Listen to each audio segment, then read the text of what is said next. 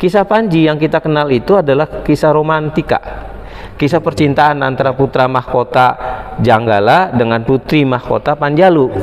Tetapi pertanyaan saya, kenapa dipahatkan di candi-candi yang bersifat suci, yang bersifat sakral? Itu pertanyaan saya. Betul.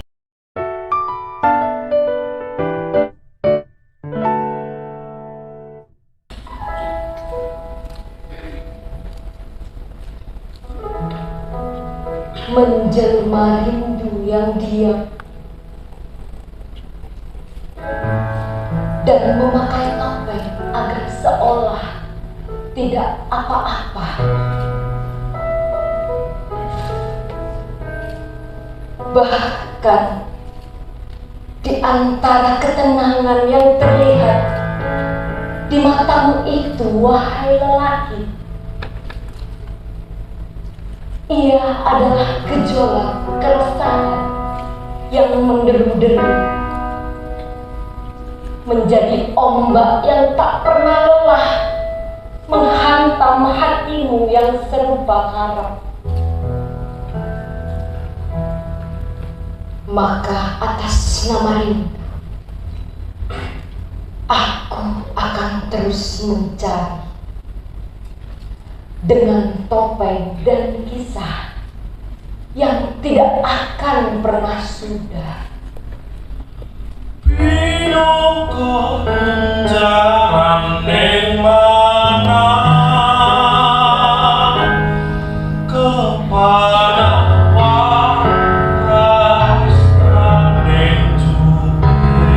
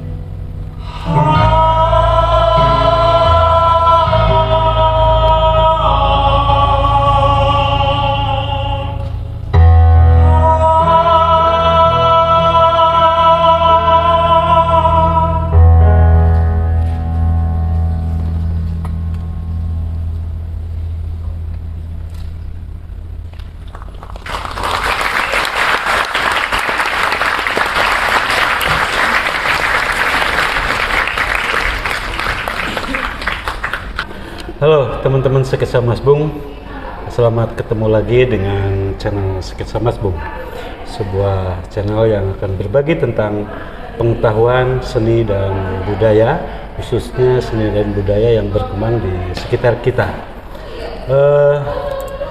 Sore ini saya berkesempatan bertemu dengan seorang ahli yang banyak berbicara tentang hasanah kekayaan pengetahuan budaya, khususnya dari masa silam.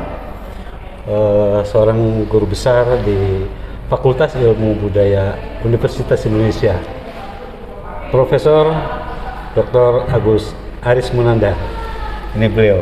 Selamat sore Pak. Selamat sore Mas. Iya, kebetulan nih Saya mampir ke FIB UI.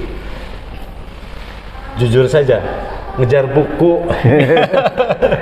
Ya kebetulan jadi ceritanya gini. Kemarin itu saya terlibat di dalam Festival Budaya Panji. Iya. Kemudian di situ ada pameran visual. Yang basicnya dari budaya Panji. Iya. Nah, di ruangan situ memang saya sediakan area untuk arsip dan dokumentasi tentang budaya Panji. Baik itu naskah, manuskrip, gitu ya, termasuk di dalamnya adalah buku-buku yang ditulis tentang budaya Panji. Salah satunya adalah karya Prof. Agus yang ini, judulnya Tekes. Jadi saya ngejar buku ini dari penulisnya langsung. Di sini, ini karangan tahun berapa, Prof? Itu cetaknya tahun berapa ini? 2000 mana angka tahunnya? 2021 cetakan ya. Jadi buku ini sebenarnya kumpulan karangan saya tentang Panji lah, segala aspek Panji. Ada yang disusun waktu tahun 1900-an, jadi belum sampai 2000 terus saya sudah menulis. Nah, kemudian dikumpul-kumpul baru dicetak di 2021 ini. Oh, jadi sebenarnya tulisan lama ya? Sudah ada tulisan lama, ada tulisan baru, campur itu. Oke. Iya. Ngomong-ngomong budaya Panji, sekarang ini kan Panji ini sudah ditetapkan sebagai Memory of the World UNESCO tahun 2018 kalau tidak salah. Iya. Dan Kementerian Kebudayaan mengadakan event tahunan Festival Budaya Panji. Sebenarnya Panji itu apa, Prof? Iya. Kira-kira. Panji itu sebenarnya nama kesatria. Oke. Raden Panji itu nama kesatria dalam cerita Panji. Dia anak Raja Koripan. Jadi putra mahkota sebenarnya dia. Nah, periodenya dalam cerita Panji terbayang itu sekitar masa Jawa Timuran lah. Jawa Timuran itu ketika pusat-pusat kerajaan berada di Jawa Timur, ya perpindahan itu terjadi sekitar abad 11 sampai 15. Nah, oleh karena itu banyak pendapat tentang kronologi cerita Panji terjadinya kapan gitu. Itu berbeda-beda. Ada yang menganggap dia sejak masa Kadiri, ada yang menganggap lebih muda lagi begitu. Jadi kembali ke Panji, siapa dia? Raden Panji itu putra mahkota Raja Kahuripan. Dia disebut juga Raja Janggala, Kerajaan Janggala, yang sudah dijodohkan dengan putri mahkota Kerajaan Daha atau Panjalu. Jadi Janggala, Panjalu. Janggalanya itu Raden Panji, putri mahkotanya Dewi Sekartaji dari Daha atau Panjalu. Nah, itu asal usul ceritanya tuh di situ. Lalu berkembang dengan bermacam-macam peristiwa yang mereka lalui dan akhirnya bermacam-macam versi kisah Panji. Kalau begitu sebenarnya cerita Panji itu memang fakta sejarah atau sebenarnya rekaan atau campuran antara sejarah dengan? Iya, itu pertanyaan yang lama ya dikemukakan. Dan sudah ada yang mencoba menjawab, tetapi pada umumnya sampai saya tahu itu, saya melakukan penelitian itu di atas 1988 lah. Jadi saya mulai melakukan kajian tentang Panji. Asalnya saya berminat pada Panji, yaitu pada penggambaran relief. Karena saya arkeolog ya.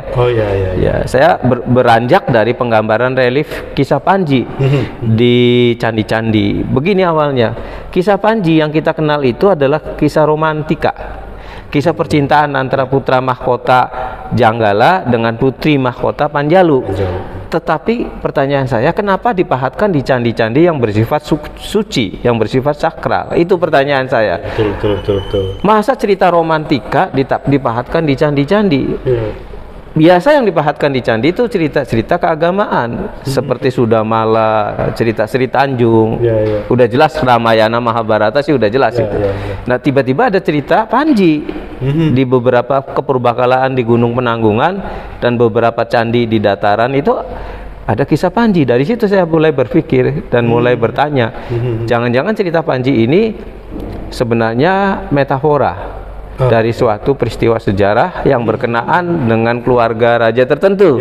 Nah, lalu saya berpendapat bahwa candi yang dihiasi dengan kisah Panji pasti berhubungan dengan keluarga raja yang dimetaforakan dalam kisah tersebut. Jadi kalau pertanyaan apakah candi itu apakah Panji itu peristiwa sejarah ataukah itu cuma karangan fiksi? Saya berpendapat bahwa itu adalah metafora dari peristiwa sejarah.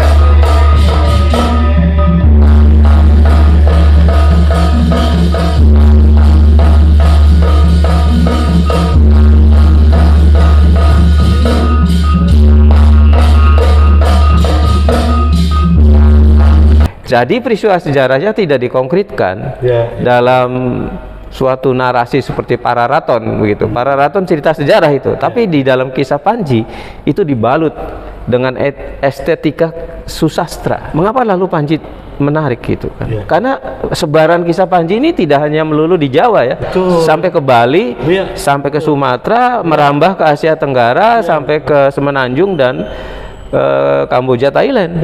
Jadi artinya itu sesuatu yang sangat populer pada masanya kisah itu. Saya juga berpikir kenapa kisah Panji jadi populer. Nah, menurut Zoetmulder, P.J. Zoetmulder, peneliti ahli sastra Jawa kuno, ada beberapa argumentasi mengapa kisah Panji itu jadi terkenal sampai Asia Tenggara. Pertama, kisah Panji itu gubahan asli pujangga Jawa, bukan datang dari India. Seperti Mahabharata Ramayana atau turunannya Arjuna Wiwaha atau Arjuna Wijaya itu turunannya dari Mahabharata Ramayana. Enggak, ini asli gubahan pujangga-pujangga Jawa kuno sendiri. Sangat mungkin kisah Panji ini memperlihatkan perilaku para bangsawan Jawa waktu itu. Para bangsawan yang hidup di istana-istana Jawa sendiri dengan cara dan aktivitas seperti yang mereka perlihatkan dalam kisah Panji. Dia ahli gamelan, dia bisa menulis kidung, dia kesatria yang berani gagah perang, dalam peperangan selalu menang gitu ya. Jadi seperti yang digambarkan dalam kisah Panji. Jadi sepak terjang Raden Panji dan teman-temannya adalah sepak terjang putra-putra kerajaan Indonesia sendiri, terutama di Jawa. Jadi bukan dari gubahan India. Lalu yang ketiga, menurut ceritanya itu dibalut dengan romantika. Nah, kalau cerita romantika kan ada juga Arjuna dengan Supraba gitu, Arjuna dengan yang lain gitu ya. Tetapi selalu berbau keagamaan di sana. Di dalam di Panji keagamaan itu tidak begitu dominan. Ada keagamaan, tetapi tidak dominan memenuhi seluruh cerita. Jadi sifatnya itu adalah suatu aktivitas Raden Panji datang ke suatu candi melakukan kegiatan agama. Mengapa kemudian Panji melakukan kegiatan agama? Karena menurut cerita Panji, dia yang paling tahu seluk-beluk untuk memuja dewa A, untuk memuja dewa B. Makanya dia yang diundang untuk melakukan upacara itu gitu. Jadi bukan dominan tetapi pelengkap cerita. Nah, kalau India itu dominan. cerita agamanya ya, Iya. kandungan agamanya. Kalau gitu jadi sebenarnya tokoh Panji ini semacam figur yang bisa dijadikan tokoh panutan ajaran paripurna Iya, bagi iya. ajaran. Makanya saya bilang itu Raden Panji itu bisa dianggap sebagai mediator, penghubung antara dunia manusia Oke. dan dunia dewa-dewa. Makanya dipahatkan ketemu tuh. Kenapa Nah, dipahatkan di candi-candi? Situ berarti ini. Iya, Sini jadi ya. relief Panji itu adalah relief yang menggambarkan pengabdian yang penuh kepada dewata. Makanya dipahatkan di bangunan suci. Itu di relief candi mana? Oh, di relief Candi Kendali Sodo di Gunung Penanggungan, Kepurbakalaan 65, di Kepurbakalaan 22 di Gunung Penanggungan, relief kisah Panji dengan kekasih dan kadeannya, pengiringnya, itu di Gunung Gajah Mungkur, ya, di Gunung Penanggungan. Lalu ada relief cerita Panji lagi Kepurbakalaan 8 di Gunung Penanggungan. Jadi di Gunung Penanggungan banyak itu punden dan candi itu. Saking banyaknya, peneliti pertama Van Romon memberi nomor. Jadi nomor Gitu. 8 candi apa, nomor 22 candi apa, nomor 65 candi apa, dan sampai nomor 23 itu di situ Candi Seloklir ya, di Penanggungan. Itu ditemukan arca Panjinya.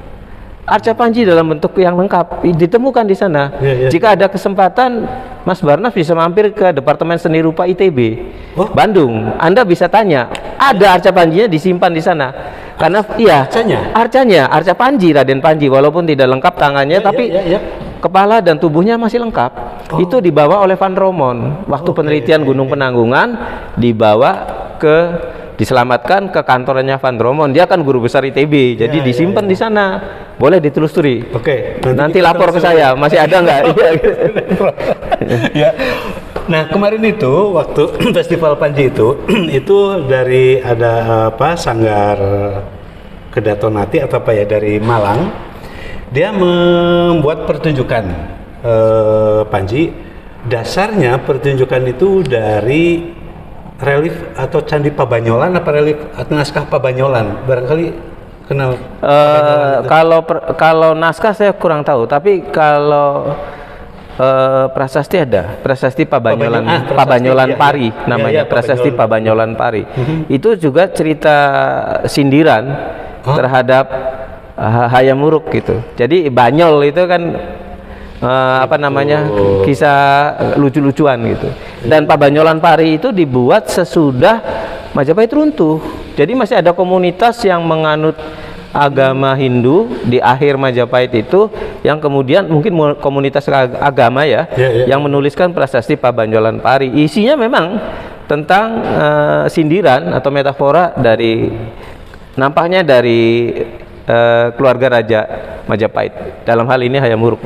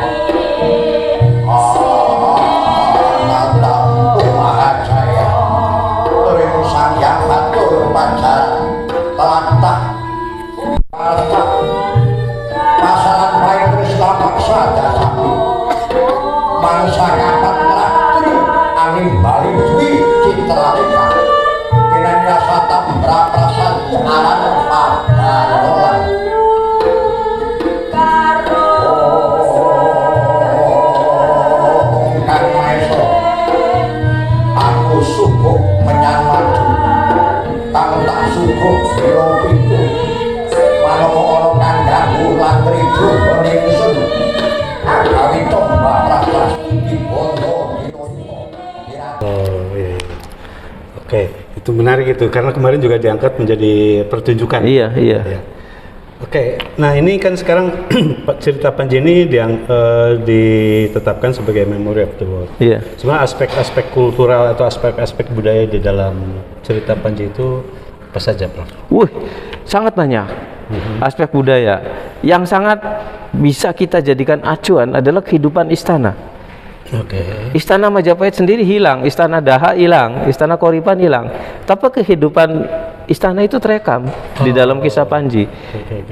Saya sayup-sayup menangkap bahwa istana itu terbagi atas beberapa ruangan. Ada pintu gerbang, ada dinding yang tinggi, ada kaputran, ada kaputren, ada tempat gudang senjata, ada tempat dalam, tempat tinggalnya raja. Itu aspek ini ya, aspek istana ya. Terus dalam cerita Panji juga dikisahkan tentang bagaimana Raden Panji dan kawan-kawannya mahir main gamelan, main menabuh gamelan dengan sangat bagus. Dalam cerita Waseng Sari itu Raden Panjinya kan menyamar menjadi pengawal putri, dan si putrinya itu, si Sekartajinya itu diajari main gamelan oleh si penabuh gamelan yang lihai itu. Dan dalam ceritanya lalu berpisah sampai suatu hari si Waseng Sarinya itu mendengarkan gending yang pernah dia ajarkan pada si putri, padahal putrinya hilang waktu itu. Dia dalam mencari, tapi ada di antara kelompok perempuan tuh gending ya tidak lain, tidak bukan, itulah putri yang dicari, karena hanya dia yang pernah diajari. Itu kesenian. Dalam cerita-cerita relief gitu digambarkan, judul-judulnya ini ada Pandawa Jaya, ada apa itu di itu. Terus strategi peperangan malam hari, strategi peperangan di mana di kota, dan peperangan di tempat terbuka disebutkan dalam cerita Panji. Ya, terus kemudian kehidupan di desa-desa. Dan yang menarik adalah kesetiaan Raden Panji pada kekasihnya dan kesetiaan para kadean kepada Raden Panji ya, walaupun si Panji ini sengsara gitu dalam penyamaran, tapi kesetiaan itu ada. Jadi saya sudah bahas satu-satunya di buku ini ya. Ada, jadi bisa silakan baca bagaimana aspek banyak aspek positif dari Raden Panji itu yang bisa diteladani. Untuk ke depan kira-kira, sebenarnya saya masih ingin banyak ngobrol nih soal Panji ini, tapi mungkin waktu kita terbatas.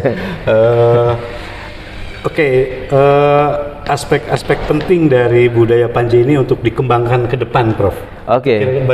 Terutama bagi Hasana pengetahuan di Nusantara ini. Iya.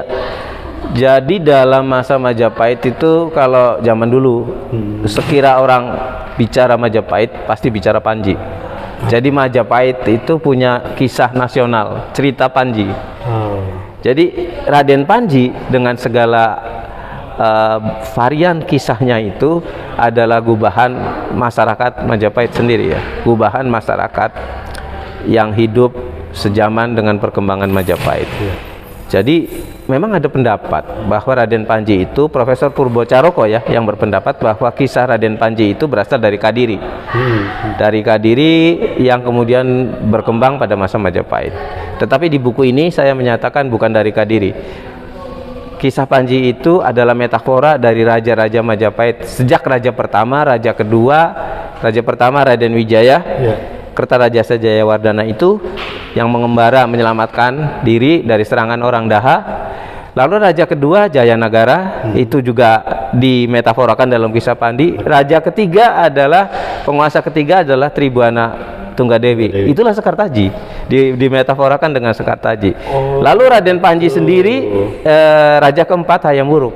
Itulah Raden Panji yang sebenarnya. Hayam Wuruk itu dia mahir berkesenian, dia bisa menari, bisa berpuisi, bisa membanyol, bisa mendalang, dan juga dia dikjaya. Paripurna. Itulah kesatria ideal dari Jawa, masa Jawa kuno itu adalah Panji. Semuanya terkumpul di situ.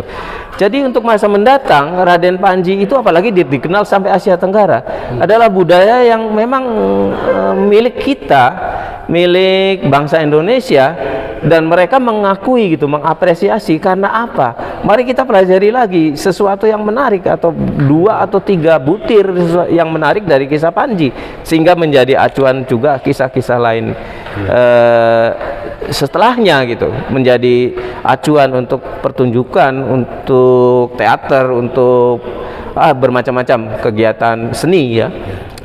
Jadi tidak hanya melulu suatu kisah, cerita tentang percintaan putra mahkota Janggala dengan putri mahkota Panjalu, tidak hanya itu. Kita bisa gali lebih banyak lagi di dalamnya, karena kisah Panji tidak hanya dikenal di Jawa, tapi hampir seluruh Nusantara dan juga sampai merambah ke Asia Tenggara. Jadi masa depan sebaiknya penelitian tentang Panji masih terus dilanjutkan, dan masih banyak hal yang positif ya yang bisa dipelajari ya dari kisah Panji untuk memperkaya pengetahuan kita ya. Iya. Baik, Prof. Baik, teman-teman sekesama Mas Bung. Introduksi saja saya kira ini obrolan dengan Prof. Agus ini karena banyak hal yang sebenarnya bisa kita gali dari khasana budaya Panji ini. Salah satunya ada di buku ini, judulnya Tekes, tulisan langsung dari Prof. Agus. Iya. Mudah-mudahan ini bisa cetak ulang nih Prof. Iya. Moga-moga sih. Iya. Itu saya ambil judul Tekes. Tekes itu adalah topi Panji yang itu tuh, yang seperti itu. Oh, yang melengkung ya, ke belakang itu namanya tekes. Dan sudah dibahas sih asal usul tekes ini oleh Lydia Kieven itu dalam disertasi dia. Tapi Lydia Kieven membahas tentang aspek keagamaannya. Kalau saya ingin tahu tadi bermula dari mengapa direliefkan gitu. Ternyata dia metafora. Jadi Panji menurut saya adalah Majapahit. Bicara Majapahit, bicara Panji, begitu. Bukan dari masa Kadiri. Baik. Terima kasih Prof. Iya, terima kasih kembali. Sampai ketemu dan kita tunggu lagi tulisan-tulisan berikutnya gitu dan buku-buku berikutnya. Iya. Dan ini bisa cetak ulang teman-teman sekalian.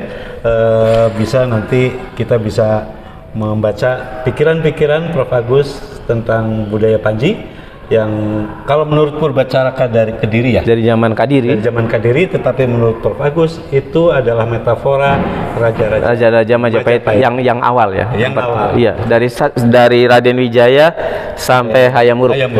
Ya. Itu metafora raja-raja Majapahit lalu dipersonifikasikan jadi satu tokoh yaitu Raden Panji. Ya. Baik, terima kasih Prof. Terima kasih kembali. Ini di selang waktu mengajar beliau. Ya, terima kasih Prof. Terima kasih. Salam. Waalaikumsalam.